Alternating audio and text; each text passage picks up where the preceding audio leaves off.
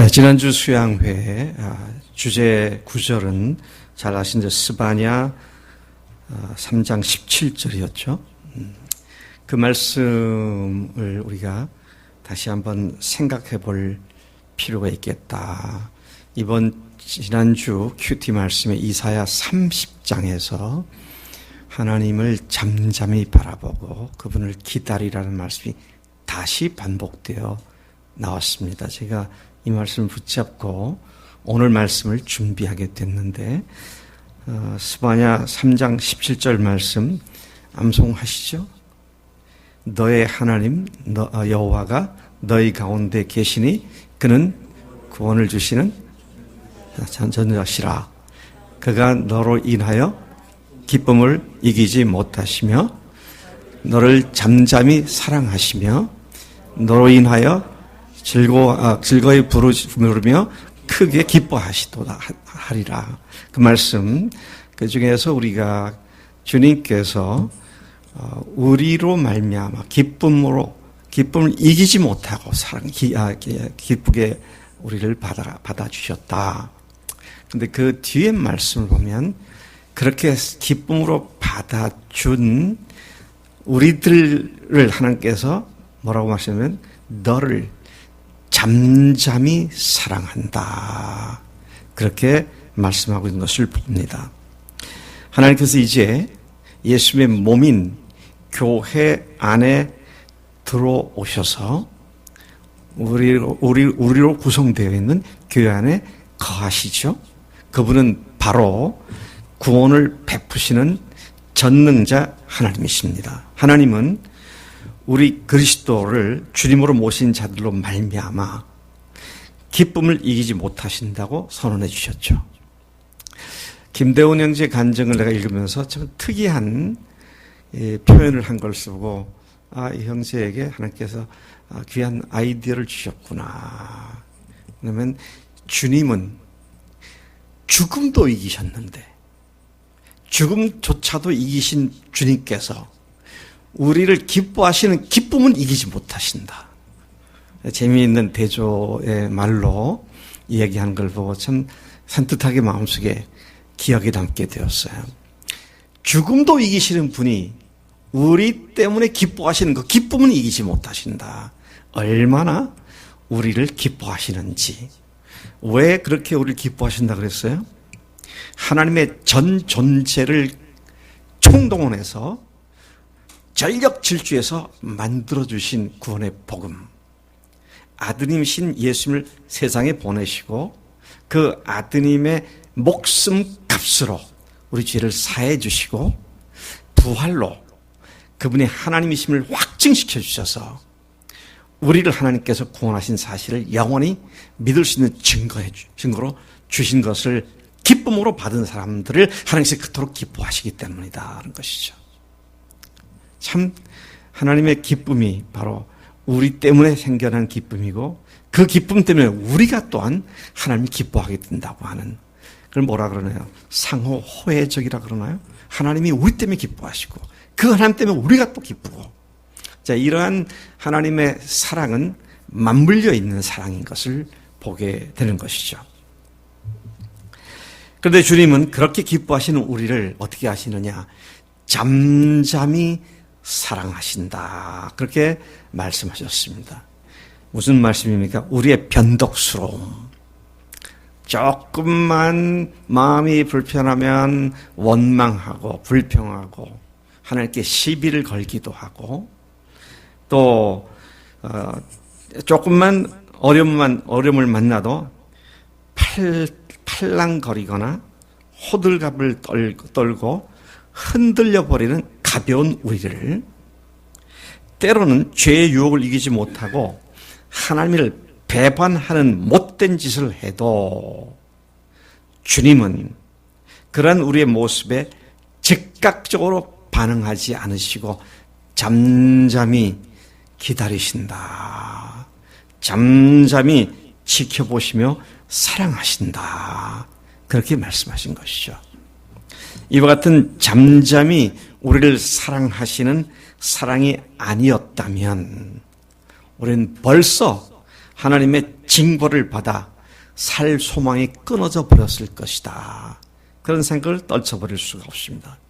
이러한 주님의 기다려주시고 참아주시며 사랑해 주시는 그 주님의 사랑에 대해서 구약의 예레미야 선지자가 예레미야 애가에서 3장 22, 23절에서 여호와의 자비와 긍휼이 무궁하심으로 우리가 진멸되지 아니함이니이다. 이것들이 아침마다 새로우니 주의 성실이 크도소이다. 그런 노래로, 슬픈 노래 가운데 그 노래로 하나님을 찬양하고 있는 것을 보게 되는 것입니다.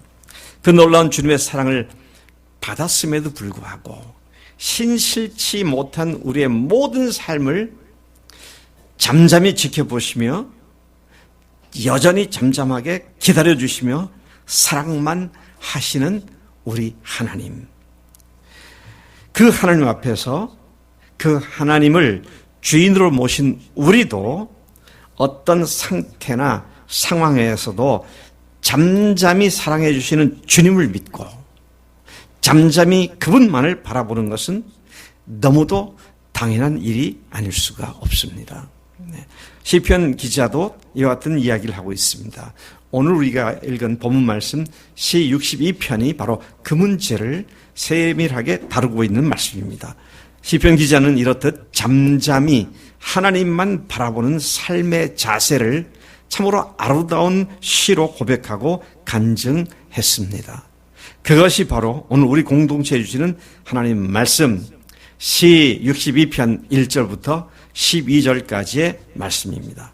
이 시에서 다윗은 우리가 주님 앞에서 잠잠히 그분만을 바라보아야 하는 이유들을 세 가지로 크게 굵게 세 가지로 말해주고 있습니다. 우리가 지난주 새벽에 아침 큐티 말씀에서 묵상한 이사야 30장 15절에서도 보면 주 여호와 이스라엘의 거룩하신 이가 말씀하시기를 잠잠하고 신뢰하여야 힘을 얻을 것이다. 그렇게 말씀하셨습니다.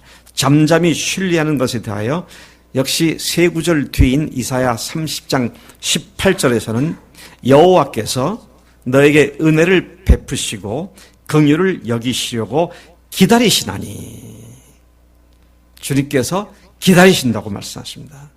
그 하나님을 기다리는 자마다 복이 있다 하셨느니라. 잠잠히 기다리며 우리를 사랑하신 주님 앞에 우리도 잠잠히 그 하나님을 기다리며 주님의 은혜를 구하는 그런 자리에 있는 것이 마땅하다는 말씀인 것이죠. 또 다른 시편 시 46편 10절에 보면 기다리는 것에 대해서 뭐라고 말하고 하느냐면 가만히 있어. 너희는 가만히 있어. 내가 하나님됨을 알게 되는 것이라고. 가만히 있게 될 때 하나님 되심을 알게 될 거라고 그렇게 말씀하십니다. 하나님께서 우리를 잠잠히 사랑하시니 그분만을 바라보라는 본문 말씀, 오늘 시 62편 말씀을 자세히 묵상하는 가운데 우리 주님의 영원하고 참을 수 없는 기쁨인 우리가, 제가 지금 우리를 뭐라고 표현했어요? 우리가 어떤 우리라고요? 주님의 영원하고 참으실 수 없는 기쁨인 우리. 아멘. 네. 이런 우리가 하나님만 바라는 삶을 100% 누리게 되는 복을 주시기를 하나님 앞에 소원합니다. 네. 우리 윤보일 형제 그 마디의 이름이 100% 주께 순종하는 모델, 마디 그렇게 얘기를 하는데 진짜 80%, 90% 또는 99%가 아니라 100% 순종하는 그런 삶이 하나님을 잠잠히 기다리며 하나님을 구하는 그런 삶의 모습이다 하는 것입니다. 자, 우리가 하나님을 그렇게 모든 상황에서 잠잠히 기다리고 구해야 하는 이유가 뭐냐라고 할 때 첫 번째, 구원이 그분께로부터 나오기 때문이다. 그렇게 말씀하시죠. 다윗은 이 시에서 자기 스스로에게 본면하고 스스로에게 다짐하는 형식으로 말을 하고 있습니다. 뭐라고 말하고 있습니다. 1절에 보니까 나의 영혼아, 나의 영혼이 잠잠히 하나님만 바람이여 나의 구원이 그에서 나오는도다. 또 뒤에서는 나의 영혼아 잠잠히 여호와를 구하라, 여호와를 바라보라. 그렇게 자기에게 명령하고 자기에게 훈계하는 형식으로 이 글을 쓰고 있습니다. 그는 이러한 선언과 동시에 왜 잠잠히 하나님만 바라보아야 하는지 그 이유를 소상하게 밝히고 있는데 그 첫 번째 이유가 뭐냐? 지금 말씀드린 대로 자신의 구원이 그분에게로서 나오기 때문이다. 그렇게 말하고 있습니다. 우리를 죄와 악으로부터 영원히 완전히 구원해 주시는 분이 바로 하나님이시죠. 그런데 여기에서 구원이 그분으로부터 나온다라는 말은 단순히 우리가 죄에서 구원받는 이 구원만을 얘기하는 것이 아니라 우리가 살아가면서 만나게 되는 많은 어려움들과 역경들, 이것들로부터 우리를 구해 주시고 이것으로부터 우리에게 해답을 주시는 분이 하나님이시기 때문에 그 하나님을 잠잠히 바라보라고 그렇게 말씀을 하고 있는 것이죠. 그렇게 은혜로 구원받은 우리가 일상생활 속에서 겪게 되는 크고 작은 문제들로부터 벗어나게 해주시는 구원의 하나님이시기 때문에 우리는 그 하나님을 잠잠히 말없이 조용히 지켜보며 그분이 하신 것을 믿고 기다리라고 그렇게 말씀하신 것이죠. 우리가 고난과 고통의 사막을 지날 때 하나님은 잠잠히 우리를 바라보시며 우리를 사랑하십니다. 그분은 우리를 그 고통에서 벗어나 그분의 사랑과 능력을 풍성히 누리게 될 나를 바라보시면서 잠잠히 우리를 사랑하십니다. 잠잠하다는 말은 조용히 기다린다는 의미이죠. 말 없이 기다린다는 말씀인 것입니다. 말이 없이 기다리지 않으면 어떻게 돼요? 말이 많아지죠. 호들갑을 떨고 난리가 나고 그렇죠. 근데 하나님께서는 우리가 어떤 상황이라 할지라도 잠잠히 말없이 지켜보시면서 그런 우리를 사랑하시는 하나님이시다. 그렇게 말씀을 하고 계시는 것입니다.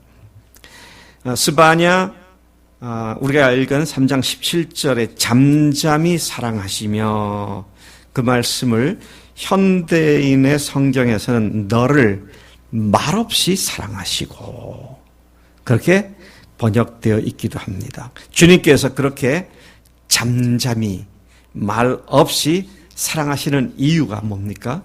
그것은 그분께서 우리를 구원해 주시기 때문이다 하는 것입니다. 구원해 주시기 위함이기 때문이다. 따라서 우리는 어려움과 고통 속에서도 주님께서 구원해 주실 것을 믿고 잠잠히 하나님만 바라보는 것이 기본적인 믿음의 태도다. 그런 것이죠.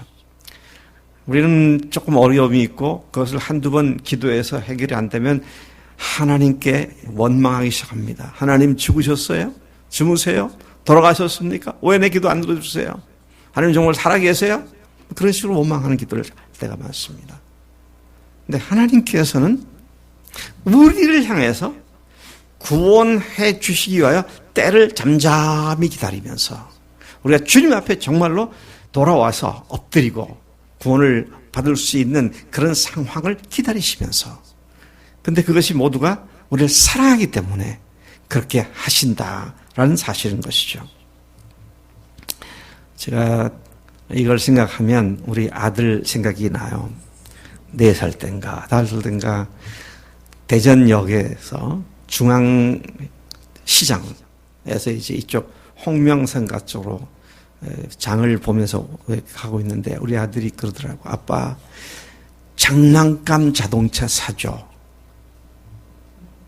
그래서 오케이 알았어. 나 좋은 장난감 보면 사줄게. 알았어. 아빠 꼭 사줘야 돼. 그래 사줄게. 5초도 안 되고 또 얘기를 합니다. 아빠 장난감 자동차 꼭 사줘. 응, 알았어. 똑 사줄게. 아빠 믿지? 응, 믿어. 그래. 그러면 조금만 기다려. 장난감 가게가 있는가 보자. 그런데 또 5초가 지나서 아빠 꼭 자동차 사줘야 돼.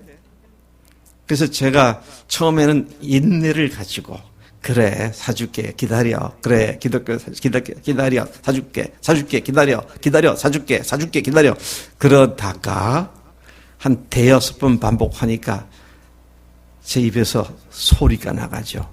그래 알았다니까 왜 자꾸 그래 너 아빠 믿는 거야 그러면서 이제 성질이 나기 시작하죠. 근데 그때 그 기억이 참 제 마음속에 야 하나님 앞에서 내 모습이 이렇게 했구나. 주님 믿는다고 하면서 당장 결과가 나오면 초조 불안 안달복달하면서 하나님이 살아 계시네 안 계시네 사랑하시네 안 하시네 그러면서 하나님을 내가 그런 분으로 몰아붙였었구나. 그런 생각을 하지 않을 수가 없더라고요. 그렇게 잠잠히 말없을 때 하나님께서는 우리를 기다리고 계시는 주님의 때를 기다리고 계시는 이 사실을 우리가 알아야겠다는 것입니다. 사도 바울은 우리를 향한 주님의 사랑의 영원함과 확실함 때문에 그 어떤 것에 대해서도 그 누구와 그 무엇에 대해서 두려워하지 않는다고 담대히 선언을 했습니다. 어디서 그런 얘기를 했죠? 로마서 8장에서 그런 말을 하죠. 여러분 칼빈이 그랬다고 제가 듣고 있는데 성경이 하나님께서 우리에게 주신 약혼 반지라고 한다면 그 약혼 반지 가운데 박혀있는 다이아몬드 보석이 로마서 8장이고 로마서고요. 그 다음에 그 보석에 반짝반짝 빛난 분이 로마서 8장이다. 근데 제가 거기다 한 말을 더 붙이면 그 반짝반짝 빛나는 빛 중에 가장 빛의 길이가 강하게 또 길이가 가장 길게 나오는 부분이 8장 31절부터 39절까지 말씀입니다. 참 너무 귀한 말씀이에요. 그 내용은 하나님을 믿고 기다리기 때문에 그 어떤 것도 나를 망하게 할 수 없다. 어떤 것도 하나님의 사랑에서 나를 끊을 수 없다. 그런 담대한 선언이 로마서 8장 31절부터 39절까지입니다. 우리 이 시간 이 본문을 직접 펴놓고 쭉 같이 하나하나 읽어 내려가도록 하겠습니다. 로마서 8장 31절부터 39절까지입니다. 온라인으로 예배를 드리신 여러분들도 이 구절을 펴놓고 말씀을 직접 읽어보시길 바랍니다. 우리가 한 구절씩 같이 한 장씩 차례차례 그냥 교독 아니고 합독을 하겠습니다. 31절 같이 읽겠습니다. 시작. 그런즉 이 일에 대하여 우리가 무슨 말 하리요? 만일 하나님이 우리를 위하시면 누가 우리를 대적하리요? 자기 아들을 아끼지 아니하시고 우리 모든 사람을 위하여 내주신 이가 어찌 그 아들과 함께 모든 것을 우리에게 주시지 아니하겠느냐? 누가 능히 하나님께서 택하신 자들을 고발하리요? 의롭다 하신 이는 하나님이시니 누가 정죄하리요? 죽으실 뿐 아니라 다시 살아나신 이는 그리스도 예수시니 그는 하나님 우편에 계신 자요 우리를 위하여 간구하시는 자시니라. 누가 우리를 그리스도의 사랑에서 끊으리요?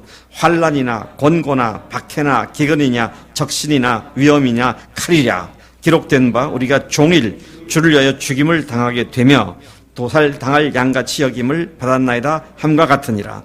그러나 이 모든 일에 우리를 사랑하신 이로 말미암아 우리가 넉넉히 이기느니라. 내가 확신하노니 사망이나 생명이나 천사들이나 권세자들이나 현재일이나 장래일이나 능력이나 높음이나 기쁨이나 다른 어떤 피조물이라도 우리를 우리 주 그리스도 예수 안에 있는 하나님의 사랑에서 끊을 수 없으리라. 아멘, 아멘. 여기에 보면은요, 누가 계속 그렇게 말씀합니다. 맨 처음에 31절에 누가 우리를 대적하리요? 33절, 누가 능히 하나님께 택하신 자를 고발하리요? 34절, 누가 정죄하리요? 35절, 누가 우리를 그리스도 상에서 끊으리요? 자, 이 말씀들을 쭉 보면 그 어떤 것도 우리를 향하여 기다리시고 잠잠히 사랑하시는 주님의 사랑에서 그 어떤 것도 어떤 존재도 끊을 수 없다고 하는 담대한 선언을 바울이 하고 있는 것을 보게 되는 것이죠. 여러분, 이 고백을 여러분들의 고백으로 고백하셨습니까? 그러면 걱정할 게 뭐 있어요? 주님의 잠잠히 우리를 지켜보시며 우리를 구원하시기 위하여 사랑하시는 그 사랑이 결코 어떤 것에서도 방해받지 않게 되는데, 우리가 그래서 상황을 보면 두려워할 수밖에 없어요. 상황을 보면 가슴이 콩당콩당 할 수밖에 없어요. 근데 주님을 바라보면, 주님만 바라보면 그 모든 것들이 하나도 문제가 되지 않잖아요. 그분이 어떤 분이세요? 우리를 위해 죽으시고 부활하신 하나님이신데, 그리고 그분이 지금 잠잠히 기쁨을 이기지 못하고 우리를 바라보시며 우리를 사랑하시는 분이신데, 이게 얼마나 장엄한 하나님의 사랑과 담담의 선포가 되는가. 그리스도인들이 이 믿음 때문에 목숨 걸고 순교의 자리도 두려워하지 않고 담대히 나간 그런 역사를 우리가 너무 잘 알고 있잖아요. 그래서 여러분, 우리 인간의 얄팍한 생각을 어떻게든지 성취시키려고, 어떻게든지 그걸 갖다 성공시키려고 하나님 앞에서 별짓을 다하는 그런 비루한 삶을 이젠 포기하고 주님께서 사랑하시기 때문에 가장 귀한 것을 주시기 위하여 지금 나를 잠잠히 기다리시며 인내하시고 사랑하시는 그 주님을 확신한다면 우리가 전혀 문제될 것이 하나도 없다. 근데 그분이 어떻게 하신다고요? 우리를 반드시 현재 겪고 있는 모든 문제를 반드시 답을 주시고 해결해 주시는 분이시다. 그렇기 때문에 하나님만 바라볼 수가 있다. 이게 지금 시편 62편에서 다윗이 말하고 있는 하나님만 바라보는 첫 번째 이유가 되는 것이다 하는 것이죠. 모든 상황에서 묵묵히 바라보시며 조용히 말없이 잠잠히 사랑하신 주님은 우리를 모든 어려움과 위급한 상황에서 능히 구원해 주시는 주님이신 줄로 믿습니다. 두 번째로 우리가 하나님만 바라보게 되는 두 번째 이유가 뭐냐? 크게 우리를 하면 흔들리지 않게 해주기 때문입니다. 우리가 겪고 있는 여러 가지 어려움 때문에 그냥 냄비 끓듯이 확 불탔다가 또 금방 식었다가 그렇게 하지 않고 묵직하게 그 상황들을 견딜 수 있게 해주는 그 하나님께서 우리와 함께 계시기 때문에 우리는 그 주님 앞에서 잠잠히 주님만 바라볼 수가 있다라는 것이죠. 우리는 안타깝게도 어려운 일 당하면 순간 흔들리는 존재들입니다. 어려움이 왔는데 처음부터 아무렇지도 않게 어려움을 탁 당하는 사람은 별로 없을 것 같아요. 그 어려움이 딱 왔을 때에는 이게 얼마나 큰 것인지, 이것이 앞으로 나에게 어떤 영향을 미칠 것인지, 내가 어떻게 하면 무너질 것인지 이런 것부터 생각을 하잖아요.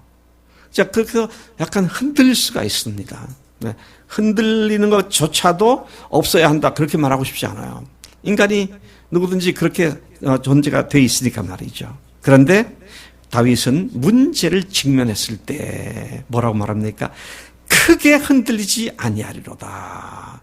그렇게 선언을 하고 있습니다. 그 이유는 하나님만이 그의 반석이시며 구원이시요 요새이시기 때문이라고 말을 합니다.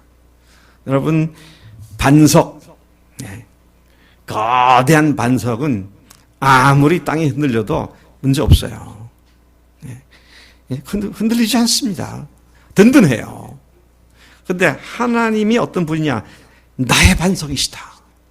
내가 삶의 믿음을 갖고 살아가는 근거가 그분이 나의 반석이 되신다. 그런 말을 하고 있는 것이죠. 또 나의 구원이시여, 반드시 나를 구원해 주신 분이시다. 그분이 나를 구원하신 분이시기 때문에 내가 크게 흔들릴 이유가 없다. 그렇게 말을 하고 있고요. 또 뭐라고 하냐? 나의 요새이시니 내가 크게 흔들리지 아니하리로다. 여러분, 요새, 그 어떤 것이든 요새 한번 가본 적이 있으신가요? 옛날 성터나 그런 거 요새에 가본 일이 있으세요? 예, 저는 제가 가본 요새 중에 하나가 누구예요? 그 천년 요새인데요. 누구야? 마르틴 루터가 그 카톨릭의 핍박을 피해서 있던 그곳. 그건 기가 막힌 성이더라고요. 깊은 골짜기 위에 이렇게 봉우리가 있는데 거기가 요새예요. 그리고 거기로 들어가는 건 다리가 놓여 있어. 들어갔다가 그 안에서 다리를 들어버리면 다른 사람 못 들어오잖아요. 야, 이거 기가 막힌 요새구나. 예. 요새 하면 난공불락 뭐 이런 얘기가 되겠죠. 공격을 적들이 함부로 할 수 없는 것. 그래서 초롱석 같은 그런 아주 안전히 피할 수 있는 장소. 요새 그러면 피난처. 이제 그렇게 되는 것이죠. 우리로 하여금 크게 흔들리지 않게 하시는 주님의 은혜가 무엇 때문이냐? 그분이 우리의 요새이기 때문이다. 그분이 우리의 피할 곳이고, 그분이 우리의 그늘이 되시고, 그분이 우리의 은신처가 되시기 때문이다. 지금 시 62편의 기자인 다윗이 바로 이것을 얘기하고 있는 것이죠. 자, 이런 신앙 고백을 선언한 다윗은 지금 이 글을 쓸 때에는, 이 시편을 쓸 때에는 전방이 공격을 받고 있었던 때입니다. 다방면으로부터 공격을 받고 있었습니다. 매우 어렵고 위급한 상황에 처했을 때 그가 이렇게 고백한 것입니다. 이것은 그의 아들 압살롬을 추종하는 자들이 이제 압살롬을 앞세워서 바울을 추격해서 죽이려고 하는, 그때 도피 다니면서 썼던 시로 알려져 있는데, 자, 그 상황을 어떻게 표현하고 있습니까? 3절과 4절에 보니까 사람을 죽이려고 사람들이 일제히 공격을 하고, 또 4절 그를 그의 높은 자리에서 떨어뜨리길 꾀하며 거짓말을 하는 상황에 처해 있음을 고백하고 있음을 보게 되는 것이죠. 이런 상황에 처하게 되면 우리 인간은 보통 아주 자연스럽게 불안함을 느끼며 우리의 중심이 크게 흔들릴 수밖에 없습니다. 우리를 사방으로 우겨싸는 환경에 짓눌러 버려서 믿음보다는 불안과 염려와 걱정에 휩싸이게 되는 것이 일반적인 우리들의 모습입니다. 그런데 그런 상황 속에서 하나님께서 흔들림이 없는 거대한 바위 역할을 해주시고 모든 위험한 상황에서 구해주시는 하나님이시며 우리를 안전하게 대피시켜 주시는 요새와 같은 분으로 믿는 믿음은 우리가 잠시 흔들렸다 할지라도 다시 흔들리지 않고 안정되게 굳게 세워주는 그런 역할을 하게 되는 것이다. 이러한 하나님을 믿는 우리는 모든 상황에서 흔들림 없이 담대하게 이겨나갈 수 있는 믿음을 갖고 있기에 오직 하나님만 바라볼 수밖에 없는 그런 존재들이다. 것입니다. 여러분, 크고 아주 사람들은요, 큰 어려움 당하면은 그래도 좀 하나님 찾으려고 그래요. 작은 어려움 당하면 별로 하나님 안 찾는 것 같아. 그러니까 차라리 작은 어려움보다 큰 어려움이 당하는 게 낫지. 왜? 하나님 찾으니까 말이죠. 그렇게, 근데 문제는 크고 작은 모든 일에 있어서 그렇게 하는 것이 필요하다는 것입니다. 또, 하나님만 잠잠히 바라보게 되는 세 번째 이유를 다윗이 말하고 있는데, 소망이 그분께로부터 나오기 때문이다.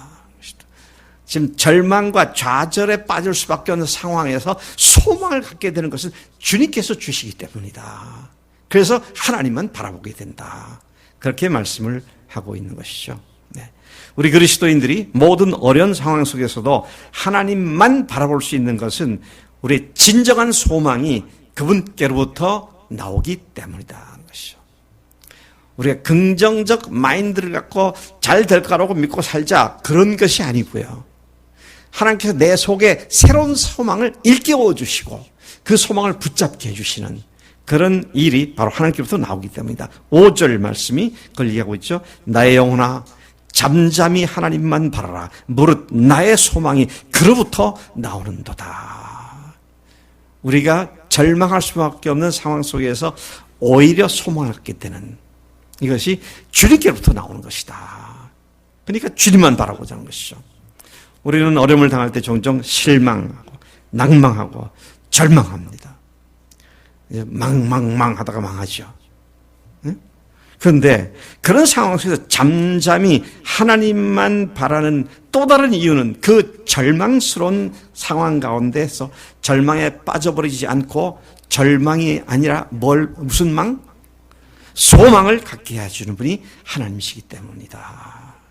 인간적으로 보면 더 이상 어떻게 할 방법이 없어요. 끝장났어요. 그런데 하나님께서는 거기에서 소망을 갖게 하시는 분이시다. 이 사실을 우리가 어디서 잘 보고 있나요? 예수님의 부활에서 너무 잘 보고 있잖아요. 죽으셨어요. 끝! 제자들 다 실망했습니다. 절망했습니다. 낭망했습니다. 포기했습니다. 그런데 부활하신 주님께서 죽음 자체를 완전히 깨트려 버리시고 난 뒤에 새로운 소망을 제자들이 갖게 되었던, 이건 man-made, 사람이 억지로 만들어준 소망이 아닙니다. 하나님께로부터 오는 소망이죠. 이것이 주님께서 주시는 소망 때문에 하나님만 바란다고 지금 말하고 있는 것이죠. 7절, 8절 말씀이 이렇게 말하고 있습니다. 나의 구원과 영광이 하나님께 있으며 내 힘의 반석과 피난처도 하나님께 있도다. 백성들아, 시시로 그를 의지하고 그 앞에 마음을 토하라. 하나님 우리의 피난처시로다. 모든 것이 끝장나는 것 같고 모든 소망이 끊어진 것 같은 상황 속에서도 또다시 새로운 소망으로 일어나게 하시는 분이 바로 하나님이시다 하는 것입니다. 네. 어떤 개념, 이념, 신념이 아니라 하나님이 그렇게 하신다는 겁니다. 그렇기 때문에 우리는 오히려 절망스러운 상황 속에서 다시 일어설 수 있는 믿음의 소망의 사람들이 된 것이다. 그러니까 우리 하나님만을 바라보는 것이 필요하죠. 예수님의 12 제자들은 예수님께서 십자가에서 전격적으로 처형을 당하셨고 죽으셨을 때 그들의 절망감은 어떠했겠습니까? 상상이 됩니까? 기가 막힌 절망이었을 거예요. 왜? 3년 모든 것 다 포기하고 3년간 쫓아다녔잖아요. 근데 남은 건 꽝입니다. 예수님 쫓아다닌 결과가 꽝이에요. 왜? 그분이 죽어버리셨으니까. 그래서 여러분 알다시피 잡혀서 죽으시던 날 예수님의 제자들이 다 도망갔잖아요. 아무도 십자가 밑에 없어서 요한만, 제일 나이 어린 요한만 있었고요. 그건 뭡니까? 예수님을 등졌다는 얘기잖아요. 절망 때문에 그들이 그렇게 돌아갔었는데 부활하셨다는 소식을 듣고 다시 모여들어서 부활하신 그날 밤에 부활하신 예수님을 만나게 되었을 때 그들은 갑자기 다른 소망으로 새로운 소망에 휩싸이기 시작을 하죠. 그리고 결국 자기들의 목숨을 주님을 위해서 죽기까지 하는 그런 변화를 경험했던 것을 우리가 너무도 잘 알고 있는 것을 봅니다. 참된 소망은 오직 주님께로부터만 나오는 것입니다. 예수님을 주님으로 모신 우리의 삶은 더 이상 사망의 음침한 골짜기에 주저앉고 엎드러지고 자빠지는 그런 삶이 아닙니다. 응? 어디서 들어본 말 아닙니까? 어디서 들어봤죠? 시 23편, 시편 중에서 가장 유명한 장 중에 하나 아닙니까? 거기에서 뭐라고 말하고 있어요? 네. 내 영혼을 소생시키시고 자기 이름을 위하여 의의 길로 인도하시는도다. 내가 사망의 음침한 골짜기로 다닐지라도 해를 두려워하지 않을 것은 뭐 때문이다? 주께서 나와 함께 하심이라. 주의 지팡이와 막대기가 나를 안위하시나이다. 나를 보호하시고 지키시기 때문입니다. 그 이야기나 오늘 62편에서 하나님만 바랍니다. 그분이 나의 구원이시고 그분도 소망이 있고 그분으로부터 구원이 있기에 하나님만 바랍니다. 하는 말 같은 말입니다. 오늘 주님을 바라볼 때 주님께로부터 우리가 새로운 소망을 가질 수 있기 때문이다 것이죠. 자, 그래서 이제 우리가 뭘 해야 합니까? 하나님만 바라봐야죠. 나의 영혼아 잠잠히 하나님만 바라라. 오늘 설교의 핵심이 여기입니다. 하나님만 바라보자는 거예요. 사람을 바라보지 말고 상황과 형편을 바라보지 말고 나 자신을 바라보지 말고 오직 하나님만 바라보자는 것이죠. 왜? 그분께로부터 구원이 있고 그분께로부터 소망이 있고 그분께로부터 피난처가 되기 때문에 그분만을 바라보자는 것입니다. 다윗은 자기 영혼에게 잠잠히 하나님만 바라라고 명령하고 있습니다. 그가 그렇게 하나님만 바라보는 이유를 우리가 이미 보았던 세 가지를 보았습니다. 첫째가 뭐였어요? 구원과 해결이 그분께로 나기 때문에. 두 번째는 뭐였습니까? 그분이 나를 흔들리지 않게 하시기 때문에. 피난처가 되시기 때문에. 세 번째는 뭐예요? 네, 소망이 그분께로부터 나오기 때문에. 그분만을 바라보겠다. 그분만을 바라봐라. 지금 다윗이 자기 영혼을 명령하고 있는 것이죠.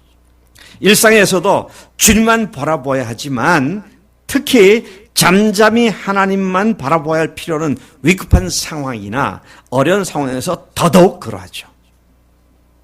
방방 뜬다고 문제 해결되는 건 아무것도 없습니다. 징징거린다고 해결되는 건 아무것도 없어요. 해결될 수 있는 유일한 방법은 주님만 바라보는 것이다.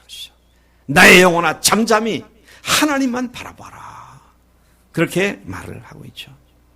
우리 한번 같이 한 목소리 이렇게 해볼까요? 다윗처럼 말이죠. 나의 영혼아 하나님만 바라봐라. 나의 영혼아 하나님만 바라보자.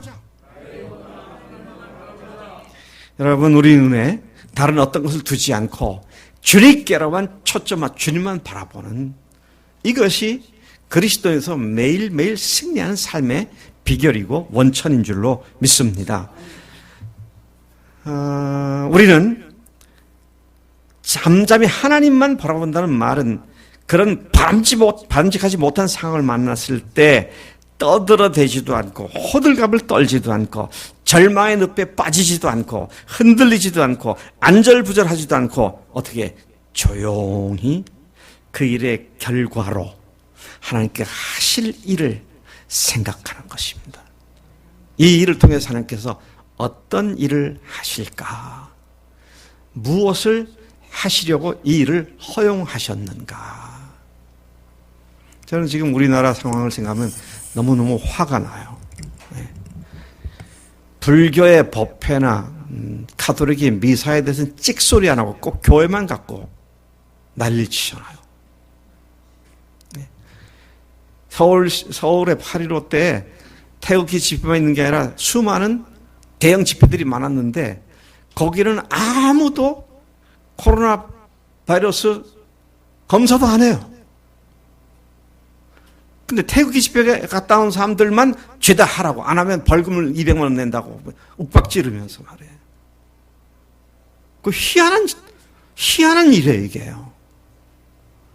뭐 희한한 게 아니지. 이미 예상했던 거죠. 기독교를 어떻게든지 말살시키겠다고 하는 그런 의도를 우리가 듣고 알고 있는데 말이죠. 그래서 여러분 이런 상황을 할 때 막 화가 나서 떠들고 막 그런다고 해결되는 건 없어요. 어떻게 해야 합니까? 하나님만 바라보고 하나님께 호소해야 합니다. 네? 하나님께 호소해야 돼요. 상법이 얼마나 이 문제 갖고 하나님께 호소하고 있어?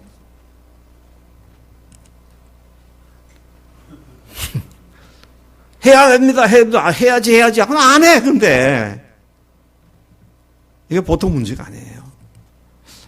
그래서 우리가 호들갑을 떨지도 않고 안절부절하지도 않고 복창을 두들기지도 않고 하나님께서 하실 일이 뭔가, 이 나라, 이 정부가 왜 이렇게 기독교를 박해하려고 하는데 기독교를 박해하려는 그 결과가 하나님께서 이 일을 통해서 뭘 하시려고 허용하고 계시는가. 그러면 잠잠히 봐야 돼요. 잠잠히 하나님이 하시는 일을 지켜봐야 합니다. 근다고 뭐 무감각하게 방관하자 그 말 아니에요. 하나님이 하신 일을 잠잠히 지켜보라는 것이죠.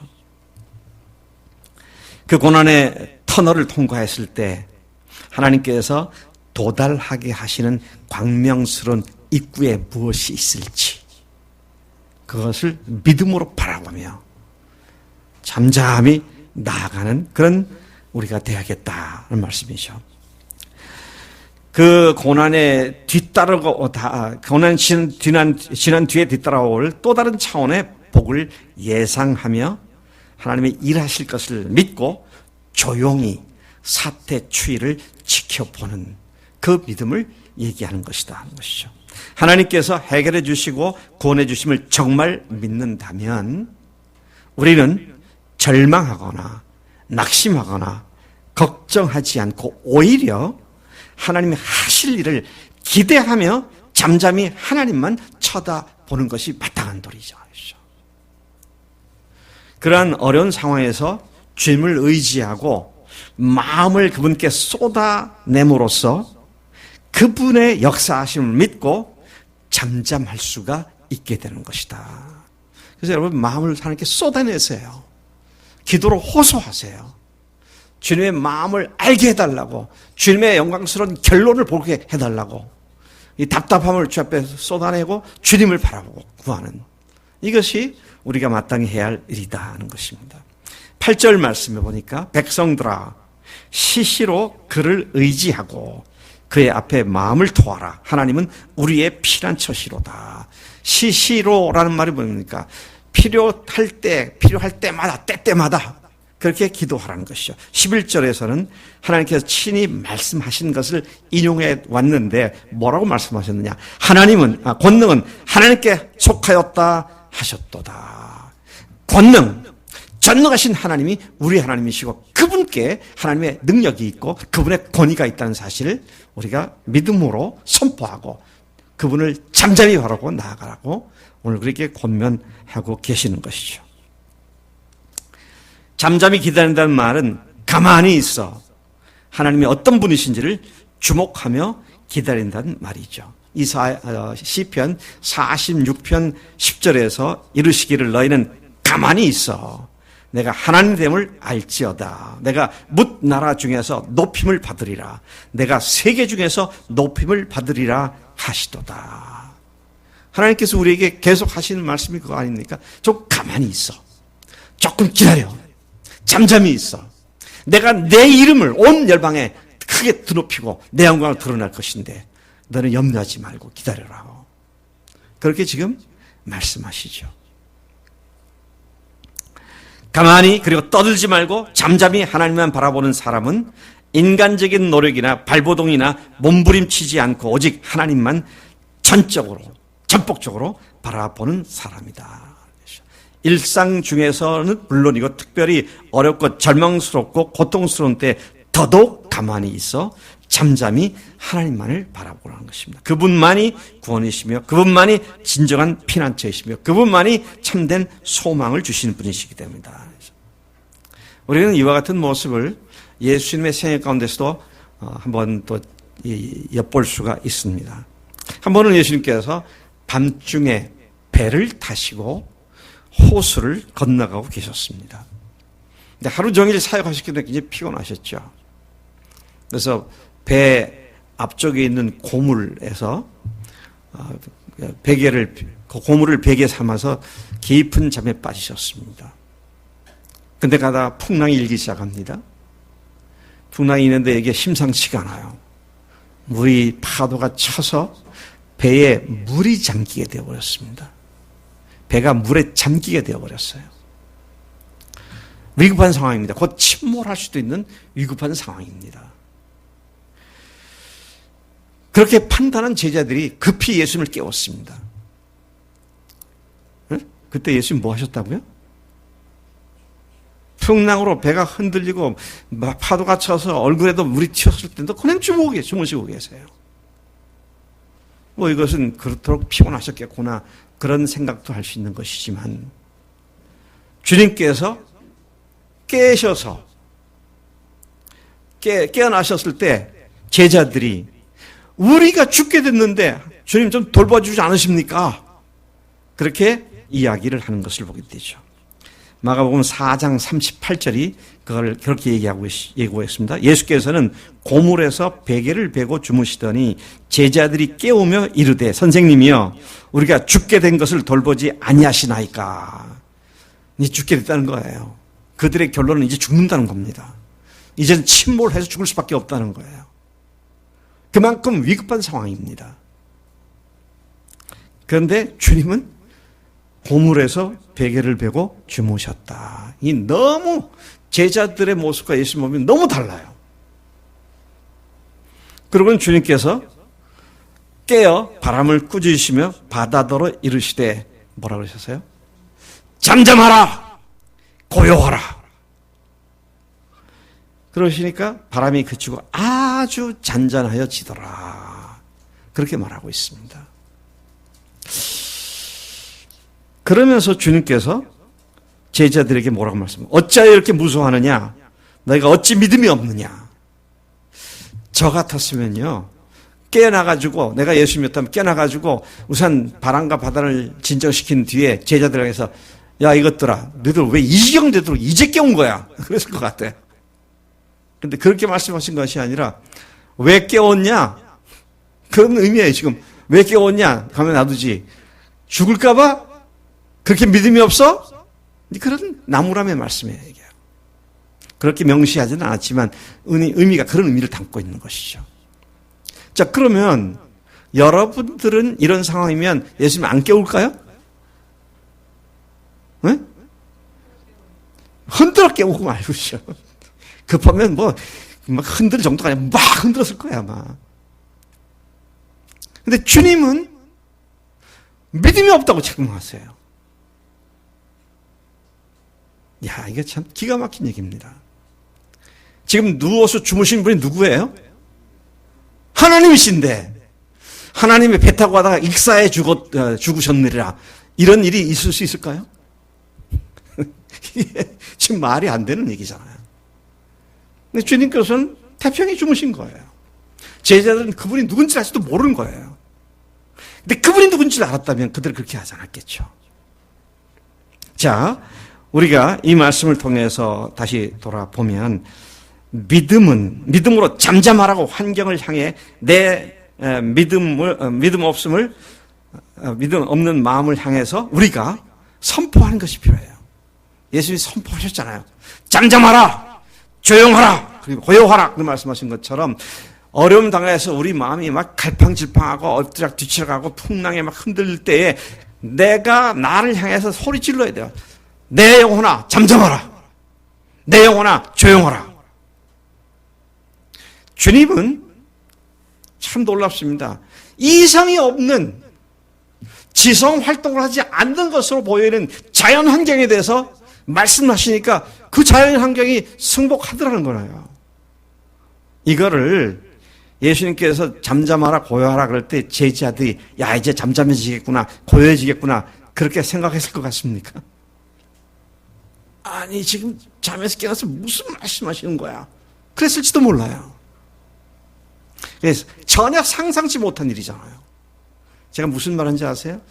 다영이 마음속에 막 뒤죽박죽 돼 있고 막 그냥 막 마음이 막 요지부도 아니라 막 요동치고 그럴 때 주님을 믿고 내 영혼을 향해서 내 영혼아 다영아 잠잠하라 고요하라. 그럴 때 하나님께서 하나님의 신기한 능력으로 우리의 마음을 고요하게 해주신 줄로 믿습니다. 자, 이건 설명할 수 없는 거예요. 하나님이 하시는 일이니까. 제가 한 예를 하나 들어볼까요? 전에 여의도 침례교회 있을 때 거기에 있던 한 집사님이 고려여행사라고 하는 여행사를 운영했던 분입니다. 근데 그분이 간증을 한번 썼어요.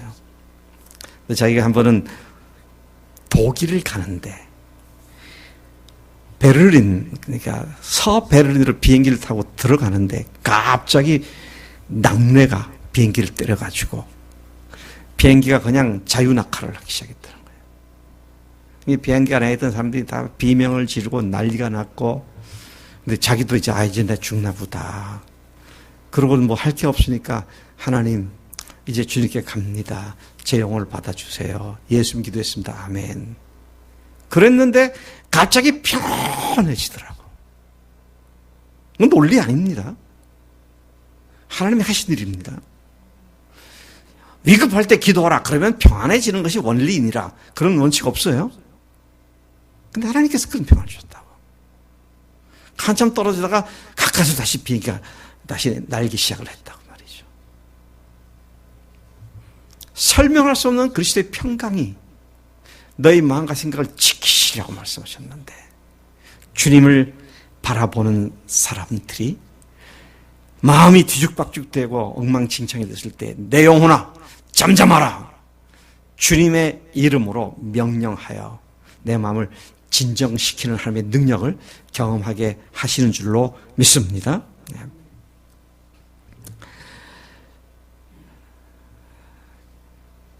믿음으로 잠잠하고 환경을 향해 내 믿음 없는 마음을 향해 선포하고 명령하게 될 때, 그분께 온전히 맡기고 의탁하고 의지하게 될 때, 잠잠히 그분이 하시는 일을 믿음으로 바라보게 될 때, 하나님께서는 나를 담백해 하시고 그 모든 어려움에서부터 확신으로 우리를 옮겨주실 줄로 믿습니다.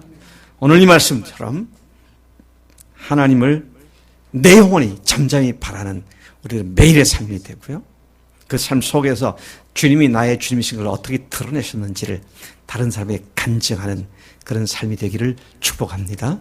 하나님 아버지 감사합니다. 이 아침에 저희들 시편 기자 다윗을 통하여 또 스바냐를 통하여 하나님께서 잠잠하라고, 하나님만 바라보라고 말씀해 주신 것 감사합니다. 하나님, 우리가 하나님을 믿는다고 하면서도 상황이 어려울 때는 안절부절하는 믿음 없는 태도를 갖지 않게 하시고, 모든 크고 작은 일에 주님이 우리의 피난처가 되시고 우리의 요새가 되시고 우리의 반석인 것을 믿고 주님만 바라보는 우리의 삶으로 뚜렷한 믿음의 아버지 진보를 하도록 역사해 주신 줄로 믿습니다. 이제 앞으로 그렇게 살겠습니다. 감사합니다. 예수님의 이름으로 기도드렸사옵나이다. 아멘. 아멘.